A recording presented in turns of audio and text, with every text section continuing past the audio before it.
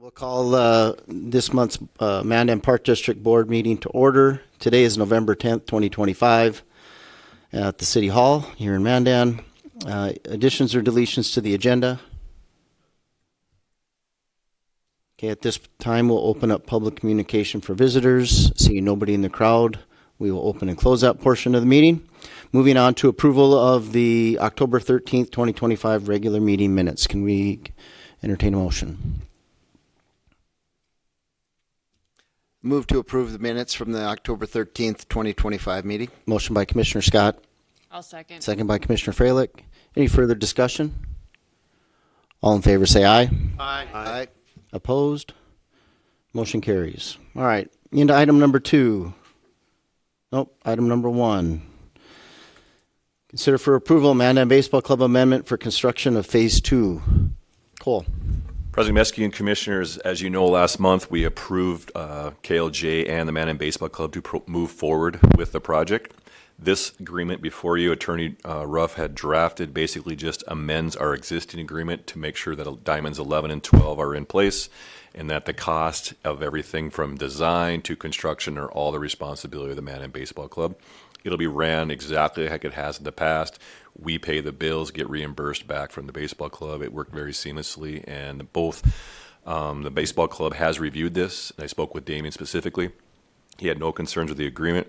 I just wanted to add that one of his comments was, how do we protect access to the park, meaning through the gates, public coming into it, things of that nature. And I kind of explained that it is a public facility and that we do control, lock the doors, lock the gates, and things of that nature, but that certain times of day it's okay, I think, for the youth fields to have the general public to come in there and utilize it, and whether it's play with mom and dad or other siblings or pick up. So it's one of those conversations I said we can continue to have, but I don't know if there's a real solution in trying to a public facility, not access to the public. I get that there are events and activities such as maybe teams from outside of the Mandan area that come over and utilize our diamonds for practices or camps or something. We can address those one-on-one, but the overall public, that's our goal, is to make sure those are open. We do control Memorial Ballpark, though. Cole, what is the reason why they're worried about that? They're just trying to make sure that their investment, the speaker system here is a little loud, but I think their investment that they're putting into it's over $7 million, and just trying to make sure that it's being protected. But they need to understand that we are a public entity and that the opportunities that we provide are all ages and abilities, and we want to make sure that the public has access to them as needed. And if it becomes an issue with, whether there's vandalism or damages of other sorts, we definitely can lock the gates, and we do that in the off seasons. I think you're right, Cole, as far as being a public facility. And I mean, we have other public facilities where there isn't open access either. I think one of the main times might be in the spring of the year. One of the reasons that there's turf down there is so our teams can get on there sooner. And I would assume that we have policy that says our programs and clubs that we work with do have priority over that. So that should cover that, I would think, too. So, okay, Any questions or concerns about the new agreement with the Mandan Baseball Club? If not, could we look to approve? I'll make a motion to approve the amendment of the agreement with the Mandan Baseball Club for construction and the design costs for Diamonds 11 and 12. Motion by Commissioner Melhoff. Second. Second by Commissioner Scott. Any further discussion? Hearing none, all in favor say aye. Aye. Aye. Opposed, same sign. Motion carries. On to item number 2, education on upcoming April 2027 deadline for ADA upgrades to our district website. Hi, Kelly. Hi. Good evening, President Meski and Commissioners. I'm here today to give you an update, like you said, on our ADA compliance with our goal to get our website ADA compliant by April of 2027. As I'm sure you're aware, that is a government mandate to have that done for special districts by April of 2027. So far, what we've done, we've worked with Mint Brand Marketing to complete a full website audit for 3 of our 4 sites. So the 3 sites are Mandan Park District, Starland Sports Complex, and Raging Rivers Water Park. So we went through each page and did small changes, which include changes to font, color, sizing, scaling, some of the smaller items for what they look at for to become ADA compliant for a website. You can see on the screen here, we did input a wave tracker on these 3 sites. So you can see that this page specifically is 77% passed. You can see that there's some errors, 21 warnings. They give you this information per page. So we have about 100 pages between those 3 sites.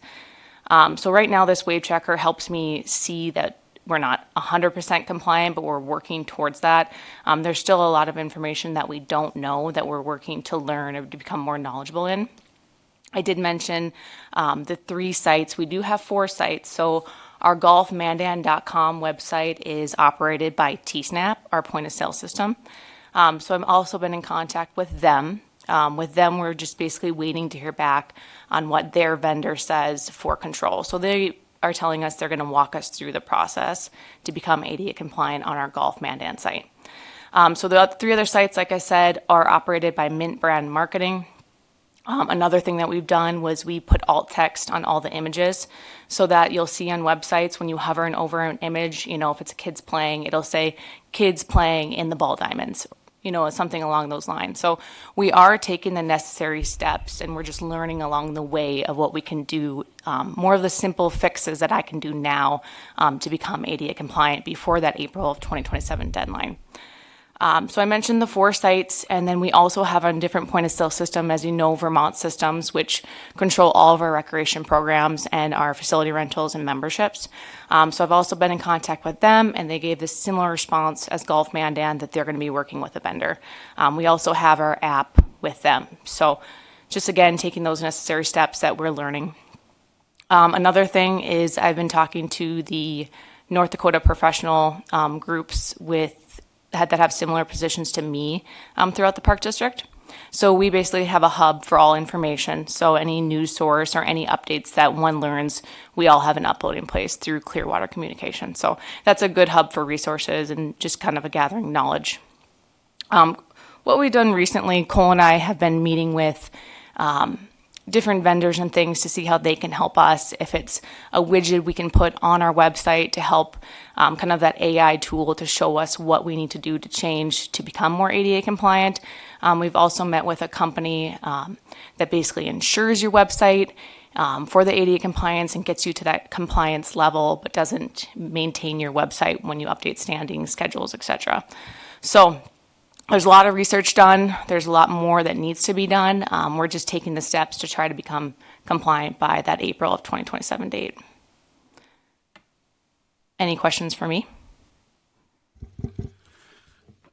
Kelly, and I know we've talked about a few of this stuff. I know we've talked about websites and all this stuff.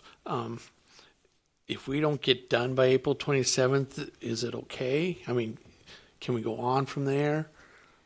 Yeah, I mean, of course, it's our goal to become ADA compliant by April of 2027. I am documenting everything I'm doing, who I'm talking to. So if there was a complaint, that I'd have the proof to say, hey, this is what I've done. This is what I know to my knowledge. I'm watching webinars, just trying to stay updated. I know Commissioner Mandan and I talked a little bit about it today, that there's probably always going to be changes and always going to be updates to become ADA compliant. So I don't see this as like a one-solve-fix-all. I feel like I'll have to continue to learn and continue to update the site. And I did mention that we've been meeting with different vendors, and I can show you what an ADA website looks like. If you look at the screen here, one of the vendors we worked with, you can just see that the colors contrast, the font stands out. It doesn't look too different than what our site looks like now. So that's a good sign. The videos are allowed. The thing that will be probably the biggest change is just kind of updating our template with PDFs, since we use them a lot through standings and schedules. And so it's just a process and just learning as I go. Anything else for Kelly? Nope, just thanks for your effort. Yeah, thank you. Thank you, Kelly. Moving on to item number 3, update on Lower Hart Water District impact to Muni golf course timeline. Well, since the golf courses are closed now for the season and we've been attending the monthly meetings, I thought it'd be good to give an update where we're at. I know there was concerns about potentially shutting down hole number 4 at Municipal this year possibly, and even right away in the spring. But the way it's been playing out and the discussions that we've been having, realistically, we probably won't see any impact to the golf course till late fall of 26. They have to get, as you saw, the notes in the meeting minutes from the last October board meeting. Obviously, they got to get the permits submitted. They got to get some approvals. They have to do some bidding. There are a lot of spokes to the wheel, so to speak, for this Lower Heart Water Resource District, and the municipal component is just one spoke. So there are other areas that have a higher priority list than that one. So if it doesn't get done in the fall of 26, more than likely it may get pushed till the spring of 27. We do not know at this time. Hopefully, as we continue to go to the monthly meetings, we're going to learn more. But we were kind of concerned that 26 was going to be the year it was going to happen. It would be a very high chance, I think, for it to happen in 26, or very low chance, excuse me. I don't see it happening in the fall based on what I've been hearing, what I've been seeing. Now, with the government shutdown happened for the last month now, I don't know how that's impacted all of the permitting through the Corps of Engineers. So, again, just some delays on that they can't control. But a couple of things, just to, as you guys are aware, we did construct that new green. That dollar amount was right around $39,000 that we submitted for reimbursement. That has been submitted. We will get that reimbursement back. And then any other expenses as we progress, we will continue to submit those as we go, but we don't foresee anything at this point. The other component that we're looking at, there may be some mitigation efforts. Not necessarily at Mandan Municipal, but entire corridor of the Lower Heart. We have shared some information that we did with Mitchell Builders when they put that development in. There was some mitigation for every acre you disturb. There's an acre and a half of replacement. We shared some areas between Prairie West and Mandan Municipal as opportunities that if there's mitigation needed by the Lower Heart, that they could make these improvements and also enhance the facility at the same time to address our drainage or holding ponds or other means of efforts to go through there. There's been no direction. I just shared the information from the last meeting that we were at, and so hopefully from there we'll be able to kind of determine what those next steps are. But I don't see anything really happening. If it were to happen in 26, all of the deadlines, timelines, bidding, financing, awarding contracts, all's got to line up over the winter months, and I just think they're not quite that level yet. So should be minimal impact to municipal golf course in 26. Okay. Questions for Cole? Does FEMA have a deadline on this project, or, and I hate to even say that, but I'm going to ask it anyway. I'm not aware of a deadline other than that, we've been having these discussions for over 10 years on the Lower Heart. So I think the extensions have been there, and I think it's gotten to a point. But once you start seeing the financing get in place, you're going to see that thing start moving a lot quicker. Thank you. Okay, anything else? Okay, thanks for the update, Cole. All right, item number 4, authorization to pay our monthly bills. I'll move to authorize payment of our monthly bills. Motion by Commissioner Melhoff, I'll second. second by Commissioner Freilich. Any further discussion? Hearing none, all in favor say aye. Aye. Opposed, same sign. Motion carries. Item number 5, Commissioner staff reports. So some quick updates on the ADA at Starion Sports Complex. The Buick rink, which was the one we had to retrofit, and we partnered 50-50 with the Mandan Hockey Club with that project. That should be wrapped up by the end of the week. There are a few pieces that we wanted to add for safety along the rails so that kids couldn't step through or fall and garbage could go between there. So we added some additional pieces there that have to get ordered. Hopefully we'll get in by the end of the month. But that project should be done by the end of the week. We were just there this morning, and they're about 90% done. So the new ramp on the north side in, the cutouts that were required for companion seating have been put in. Everything at Dakota Star Gymnastics is completed. As you know, the Cadillac rink was done this summer. The east bleachers at the stadium were removed 2 weeks ago, the week of 17th. So next Monday, they're supposed to get delivered. If the weather looks positive for us right now, they will do the installation, hopefully have all that wrapped up by the end of the month if weather continues to hold out for us. And then once that's done, we've met all of the standards and the expectations for that ADA assessment there. We've contacted DOJ out in Fargo and mentioned that this is where we're at. Do we need to schedule this appointment? And they said, call us once the project is complete. So once those bleachers get in, we will start that process and send that information off. The boat ramp, we took a picture today with Shields, who donated the ADA lift. That lift is here, which is kind of nice. We thought it'd get here a few weeks earlier, so maybe we could install it. That ADA lift at the boat ramp won't go in till spring. We're waiting on a few extra parts that come out of Canada, and the tariffs and the shipping has kind of impacted that. So that ADA boat ramp will will take place. And then just as a reminder, staff are off tomorrow for Veterans Day. Okay. Kelly? All I have is that Raging River's Black Friday sale starts on November 24th and is $85, and it's that sale for 1 week. Okay. Good advertising. Do you want to talk a little, I know it's in our packet, but the foundation board, what we decided that last meeting, I think that's important for our public to know. Yeah, definitely. So our foundation has a scholarship waiver that anyone can apply for in the Mandan area. We do have some qualifications. With anyone in a youth recreation program, you would have to qualify for free and reduced lunch. But we did add the exception or the addition to add school year MAC and summer MAC as a qualified program. So with this, we will do it on an application basis. So we'll have that during program registration. We'll have a 2-week period where patrons can turn in their form. And if they need a form, they can reach out to me at the Park District or Sierra at the Park District. So this is a great opportunity. We're able to do this through the funds, through the scholarship, the Scramble for Scholarship golf tournament. And then just local businesses that help out too. So it's a great benefit for those that need it.